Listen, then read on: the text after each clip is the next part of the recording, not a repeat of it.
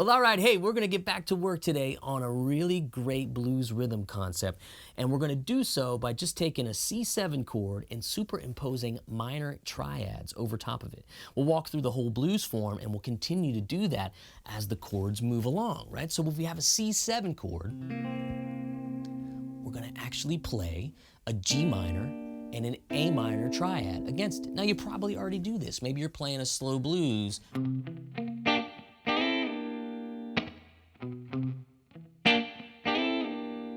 Right? But what if you're playing something funkier and you just don't want to stay here all day? Maybe you want to play something.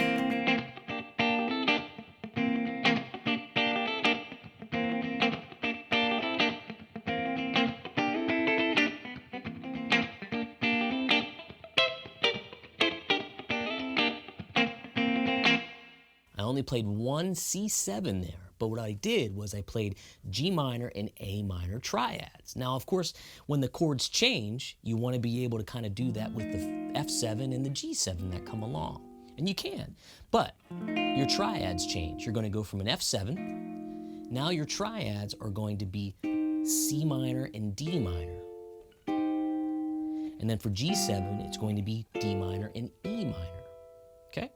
And you can think about a trick to figure this out the best you can, whether it's, sometimes I'll think, well, if my C is my 1, maybe I'm going to go up a fifth and make it minor. I could think about that. Or I could think about the C being the 5 of F and the G and A is the 2 and the 3, but that could be super confusing. It's going to be hard enough for you to find all these triads and put them into play. That's why in this lesson, we're just going to break them down to a couple shapes. And the first one we'll do is that's against the C7 chord, we'll play a G minor and an A minor on the top 3 strings, frets 3 and 5. And when we go to F7, we'll do the same technique, but we'll go frets 8 and 10 for C minor and D minor. And then for G7, we can do the same thing here, D minor, E minor on frets 10 and 12. Now, anywhere you find a triad, you can use this technique. If I'm playing a C7 again, maybe I have some here, G minor, A minor. And it's cool because it inverts itself. So you have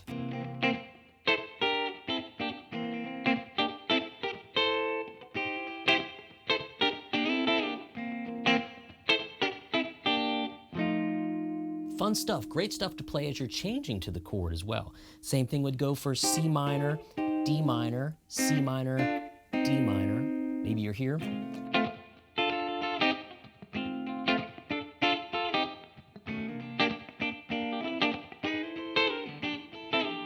Right? Sorry for the fingers dragging on the strings on this old harmony guitar, which I'll talk about. Then, of course, F7, we can have E minor, D minor, E minor, D minor, E minor, D minor. So this isn't a triad lesson per se. Make sure you have some of your 3-string triads under your belt before you go attempting this. But it's everywhere on the guitar. But it's cool to do it in an improvising fashion.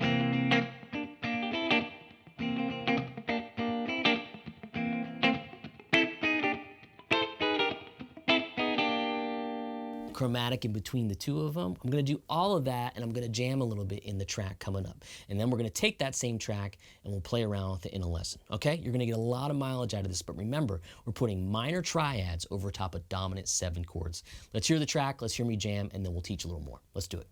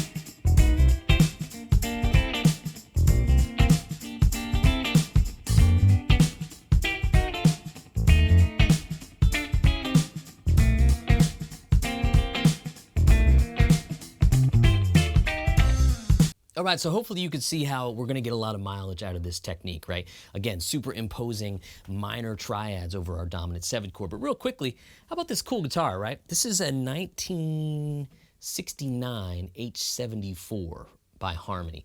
And what's cool about this one is it's got full-on like humbucker-sized gold foils. And I had it refretted by my buddy Greg Voros here that works at Groon Guitars. So it's a real guitar, and he was freaking out over this. He said, man, you know, I was afraid to take it to him. I was like, is it too cheap? Is it a piece of junk? The neck is killer.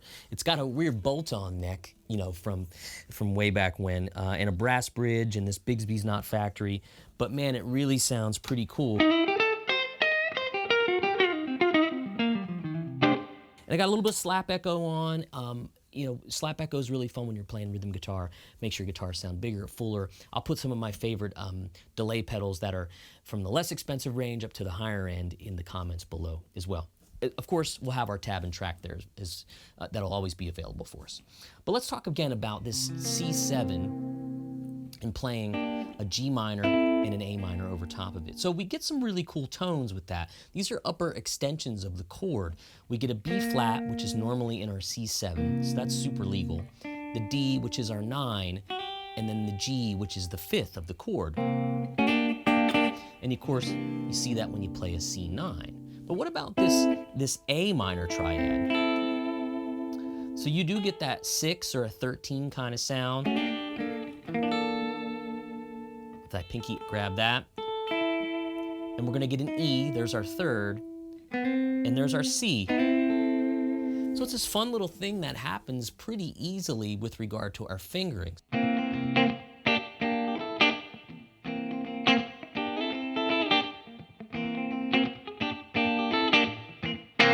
I've been kind of listening to a lot of meters lately, so this guitar sounded like that. And they do that kind of stuff, you know, a lot of that minor triad stuff over top of your dominant chords. So let's play 3. Let's play 3 different kinds on the top 3 strings. G minor, A minor, that's one set, just up a whole step. Then we have this little guy, which looks like a D minor open chord. And that's gonna be B flat, G, and D. So there's your C9. And then up a whole step. And you can see that kind of looks like a C6 chord. And then we have these. That's your 3-string triad, D, B flat, G, E, C, A. And some of them will sound better than others depending on how you approach them. But if you're playing that idea,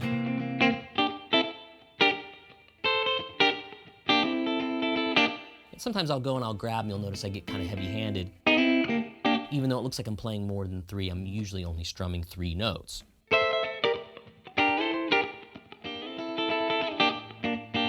And sliding into them is a great tool.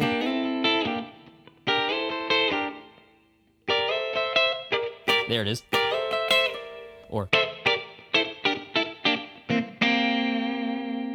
now it sounds like more of the Robin Ford.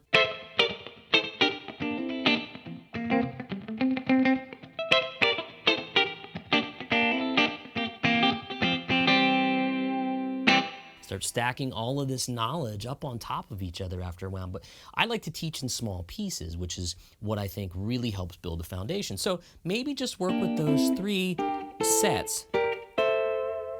Then of course you got to transpose when you go to F7. Now you have to have a C minor, D minor, C minor, D minor, C minor, D minor. And you'll see sometimes I'll play that triad like that, where it looks like I'm playing that note, but it's just there for support. I'm still only playing those 3 notes.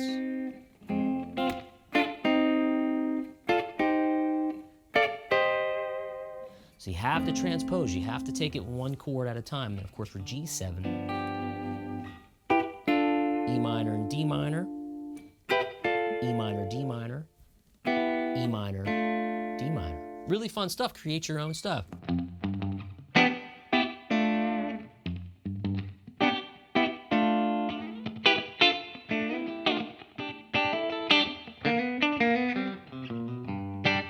tell I'm super metersy today.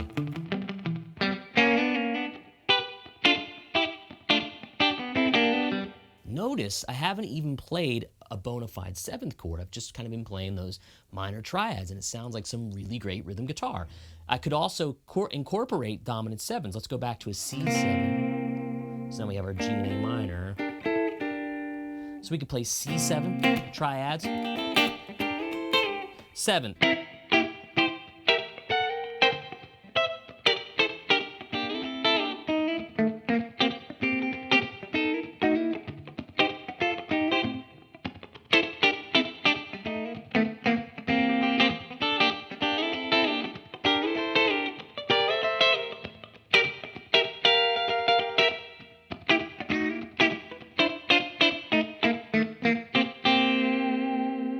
Taught all of that stuff in countless courses and lessons, but I continue to regurgitate it because it just works and is fun to play and is so guitaristic that we need to know it, okay? But the crux of this whole lesson is the minor triads over the dominant 7th chord. You can use it also for soloing. We can get into that at another point. I did it a little bit on one lesson where if you took a C7 chord, you could take a G minor triad.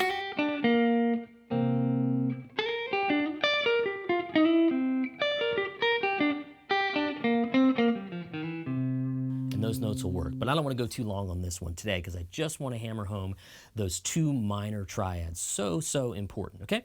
Hope it makes sense to everybody. Let's bring the track in a little bit. Why not? Let's play it. I think I slowed it down some.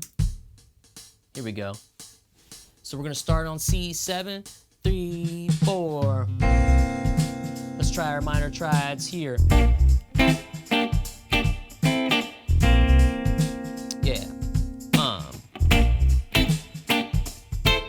F7. We'll use this shape.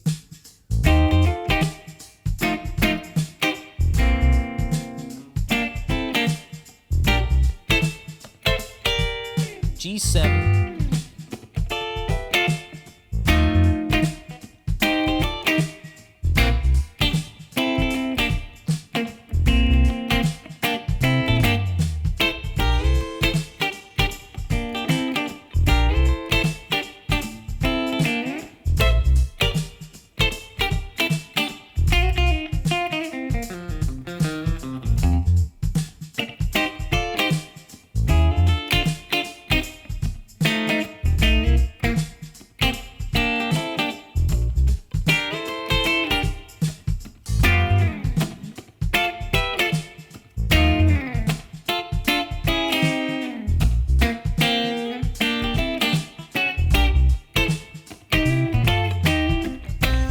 So again, that's C7. Play around with those 2 triads. You could just do that. It would sound really cool. The F7.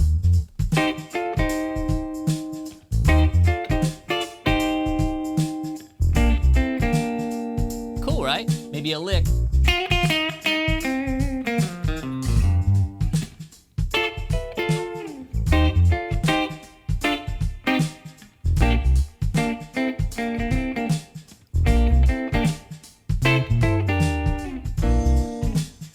Especially cool when you're the only guitar player. You have a lot of freedom. And that's when you hear, you know, the great players like Robin play in a trio or in a quartet where he's the only guitar player. He has all those liberties. And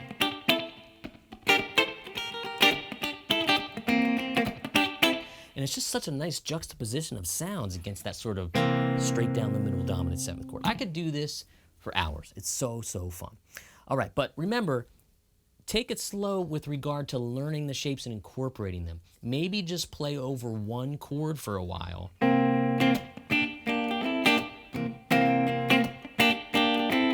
And work on those 2. Find the next 2 shapes. Work those over a C7. And so on and so forth. Okay, I'll put the inversions that we worked on, I'll put them in for each chord, and I'll also give you guys this track too. The link will be in the description and in the comments, and if you use a pop-up blocker or a private VPN, you might have to turn that off or allow for my site to be, allowing my site to be able to give you that download. I don't know how it works these days. Anyway, that's the straight news on that. Check out some links for some of my favorite delay pedals for a nice slap echo too. I like everything from the Rockett Audio Immortal up to the Universal Audio Starlight pedal for a more sort of expensive version of favorite delays, right? But anything in between to get you a nice slap's good. MXR Carbon Copy's great. Boss delays are great. Lots and lots of fun stuff. All right, love talking to you guys. I feel like even though I put a video out last week, I missed you. Regardless, good stuff here. Really, really good stuff. If you've stuck around this long, please subscribe to the channel. It really helps the channel grow and allows me the time to do even more videos. Okay? Thanks again. I'm Corey. I'll see you on the next lesson. Now go practice.